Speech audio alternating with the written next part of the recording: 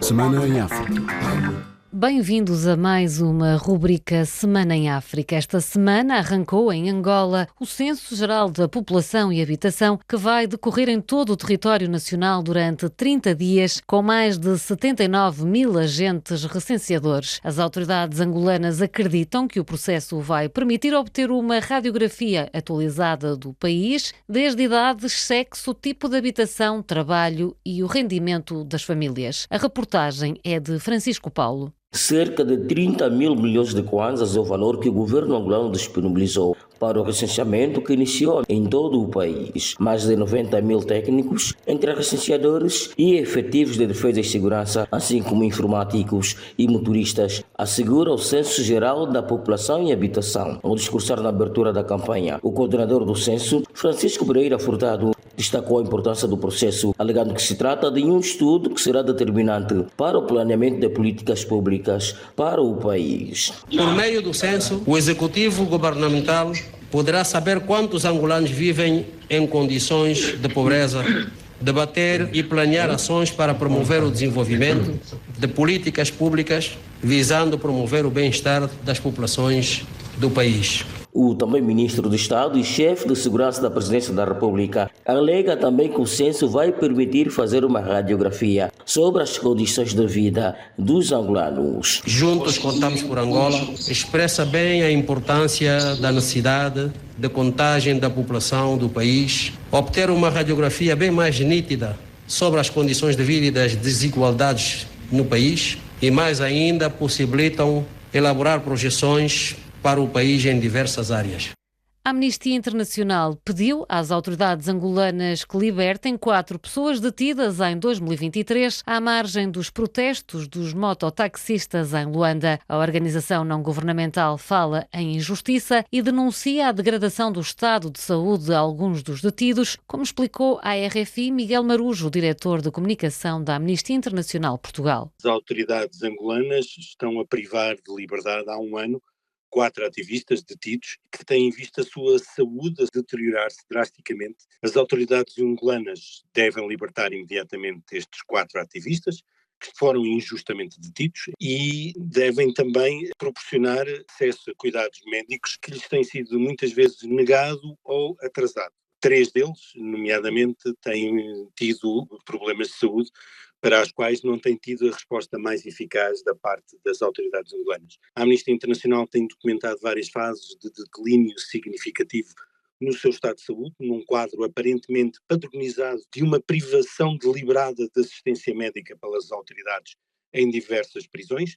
Há um outro caso conhecido que a Amnistia Internacional também tem acompanhado, que é de Net Naara, uma conhecida TikToker angolana, que também viu negado durante algum tempo o acesso a cuidados médicos, ela que é seropositiva. E um ano na prisão apenas por protestar pacificamente é inconcebível. Os seus nomes, pelos quais são conhecidos popularmente, Adolfo Campos, Gildo das Ruas, Tanais Neutro e Pensador, são nomes pelos quais eles são conhecidos, e os 4 foram detidos a 16 de setembro de 2023 em Luanda, antes de participarem numa manifestação de solidariedade com os mototaxistas que estavam então em protesto.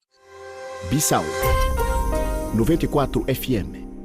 Na Guiné-Bissau, o presidente do Parlamento regressou esta semana à capital após 7 meses no estrangeiro. Em declarações aos jornalistas, Domingos Simões Pereira pediu uma clarificação sobre a apreensão de um avião com mais de 2,6 toneladas de cocaína no aeroporto de Bissau e lamentou a falta de segurança no país que afeta todos os cidadãos. Eu penso que todos os cidadãos guineenses temem pela sua segurança. Eu cheguei e estava convencido que estava tudo normal. De repente dou conta de que há bloqueios, há acesso das pessoas ao aeroporto, há jornalistas que foram agredidos, há jornalistas para os quais foram subtraídos os materiais que tinham utilizado para o seu trabalho. Está em causa a liberdade das pessoas. E quando a liberdade está em segurança, isso é um indício de quem tem o poder, quem nominalmente diz ter o poder, está com medo. Estando com medo quem tem o poder, as forças vivas da nação têm que se levantar para tranquilizar o ambiente, para assegurar que ninguém tem medo, as instituições funcionam com a normalidade que é necessária. Tenho condições para o fazer? Não, sozinho não tenho, mas faço parte de uma dinâmica que deve convocar todos, sociedade civil, partidos políticos, todos,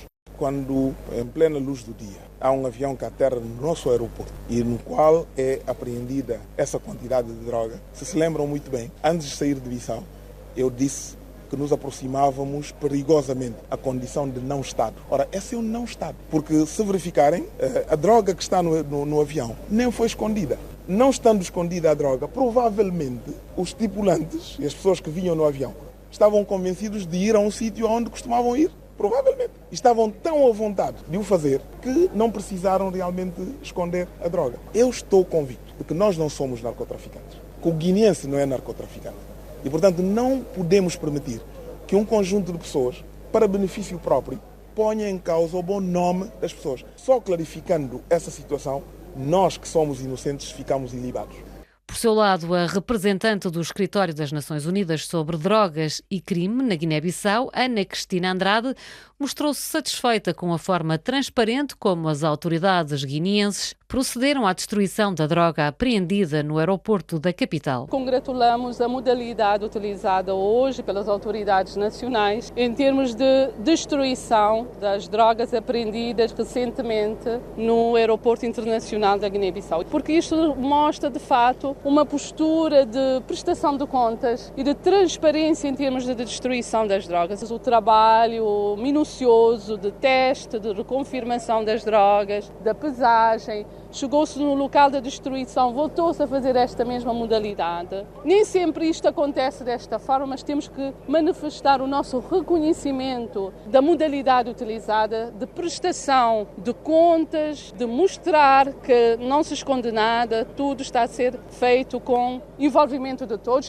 Recorde-se que a Polícia Judiciária incinerou numa propriedade industrial de produção de aguardente mais de 2,6 toneladas de cocaína. Segundo as autoridades, a droga transportada da Venezuela num jato privado foi apreendida no Aeroporto Internacional Osvaldo Vieira de Bissau no passado dia 7 de setembro. Entretanto, o presidente Umaru Sissoko Embalo reagiu à agressão de um jornalista da agência portuguesa de notícias Lusa por parte da polícia em Bissau. Umaru Sissoko Embalo disse que houve excesso de zelo por parte da polícia, mas notou que ninguém pode desobedecer uma ordem dos agentes de segurança pública. A reportagem é de Moussa Baldé. Com polícias em parada, mesmo debaixo de uma chuva intensa, na presença do Ministro do Interior e do Secretário de Estado da Ordem Pública, o presidente Sissoko Embalo falou do incidente com o jornalista da Lusa, Júlio Oliveira. O presidente Embalo lamentou a agressão de que o operador da imagem da Lusa foi alvo e disse que os comportamentos destes não são toleráveis na polícia. O papel da polícia é proteger os cidadãos e manter a ordem e não agredir, disse o presidente Embalo. O chefe de Estado guineense afirmou que muita coisa lhe tem sido atribuída, quando na realidade é o próprio quem tem dado ordens no sentido de cessar com aqueles comportamentos. Em relação ao jornalista da Lusa agredido, Umaru Sissoko Embalo disse que houve excesso de zelo por parte da polícia, mas notou que ninguém pode desacatar uma ordem dos agentes de segurança pública. Enquanto chefe de Estado, Embalo disse que não pode pedir desculpa ao jornalista,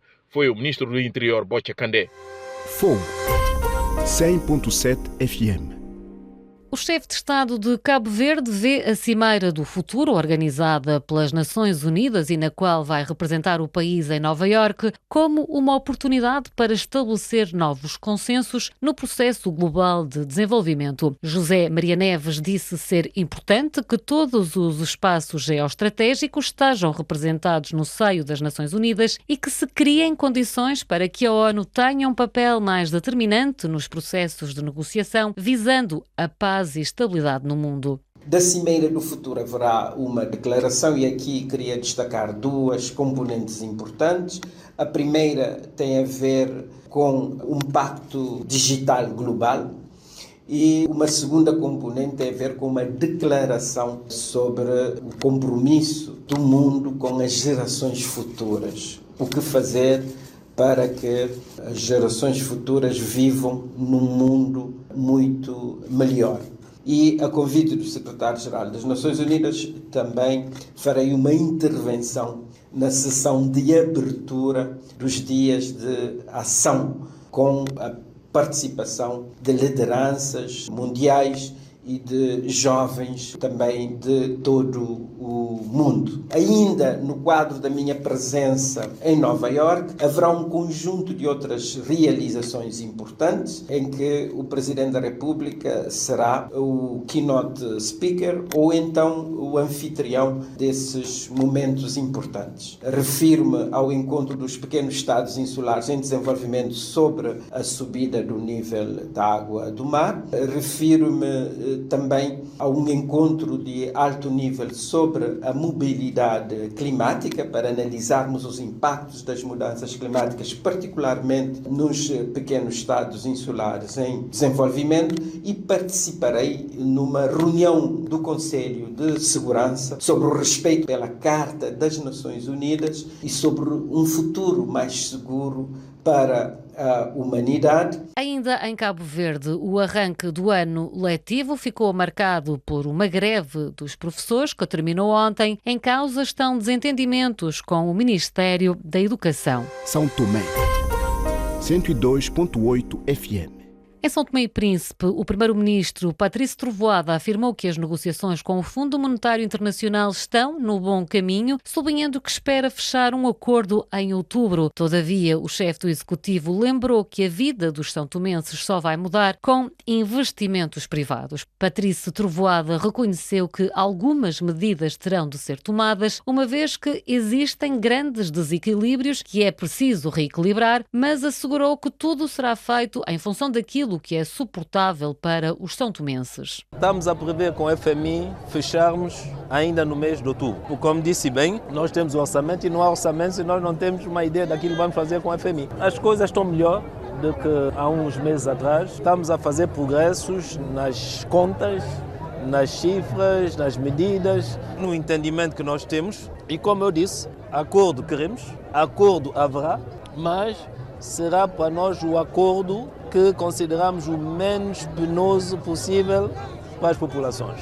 É verdade que algumas medidas terão que ser tomadas, não há dúvidas, existe grande desequilíbrio que é preciso reequilibrar, digamos assim, mas faremos sempre tudo em função daquilo que nós achamos que é suportável para os santomenses. Estamos a avançar, mas poderá notar que se nós estamos também à frente da atração do capital privado, é porque nós acreditamos que qualquer que seja o bom acordo com o FMI, substancialmente o crescimento econômico e a vida por conseguinte dos santomenses só vai realmente mudar quando houver mais investimento privado no país. Um dos grandes problemas... Maputo, 105 FM.